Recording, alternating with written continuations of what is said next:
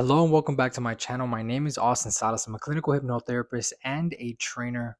Today I want to talk about therapy. You see, for the most part, it's an interactive experience where both the client and the therapist investigate the client's problem together, and we want to simplify this process as much as we can. The biggest mistake I see therapists, hypnotherapists, and coaches make is imposing their techniques, their exercises, and their tools way too soon in the therapeutic process. Before we can do anything for our client, we have to fully understand their problem. And one thing is for certain, the problem that the client comes in with, whether it's anxiety, difficulty losing weight, destructive habits, is never the actual problem. It is a byproduct of something much deeper that is occurring underneath their conscious awareness. So your client is coming to you with an issue that they don't fully understand, one that you certainly don't understand, and here you are trying to tell them to journal, telling them to meditate or to exercise more often and create better habits. That is a huge mistake because, as I mentioned earlier, you are giving a superficial answer to the most superficial part of their problem. The client will spend months or years seeing you with minimal to no significant results.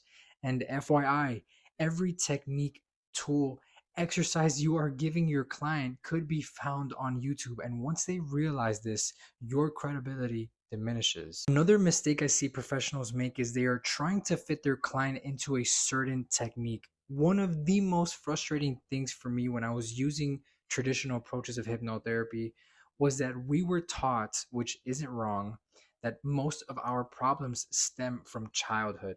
So the most popular technique was childhood regression, which requires the client to be highly sensitive to their emotions. Yet what happened when I came across a client that is logical or someone who is closed off from their emotions, you have to work 10 times harder to get them to be prepared to even do such a thing as childhood regression.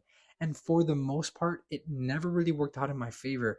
Either there wasn't enough emotion present, or the client was wondering, if this was a waste of their time or money. It gets really messy.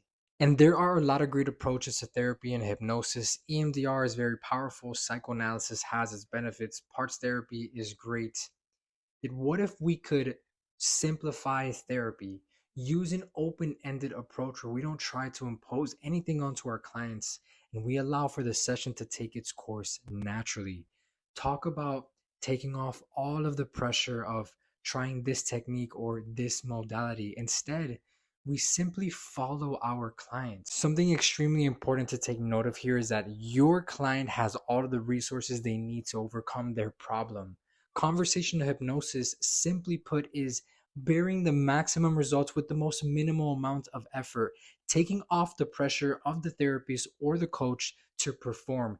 And most importantly, taking away the necessity of needing to have your client in some position for the therapy to yield results. A lot of people will say, well, isn't conversational hypnosis a technique? No, it's actually a framework which is open ended. It's not a technique or this like systematic thing where you have to follow step by step.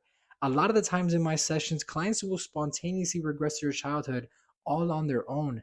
They will spontaneously become aware of different parts, like parts therapy. They'll spontaneously tap into their own felt sense and their emotions. Wherever my client consciously or unconsciously decides to take the session is fine with me, because I know from my own experience that their mind is taking them exactly where they need to go. So, what's the number one mistake that therapists, hypnotherapists, or coaches make? They try to solve their clients' problems, therefore putting unnecessary pressure on themselves to find a solution, therefore leading to frustration when their clients aren't seeing results, and that leads them to doubting their own abilities. While real therapy is solution based, at least in my opinion, it's not up to us to find that solution. We are simply following our clients, guiding them to their own resources, allowing them to come up with their own realizations, conclusions, and their own answers. So, to recap, before you offer any tools to help your clients, they must understand their problem in its entirety, and so do you. If you offer a solution too soon, you're at risk of changing the superficial part of the problem, and they will end up right where they started and think to themselves, well, therapy just doesn't work for me. Sometimes the best approach is to have no approach, following your client instead of trying to impose your knowledge or techniques onto them. Therapy is simple.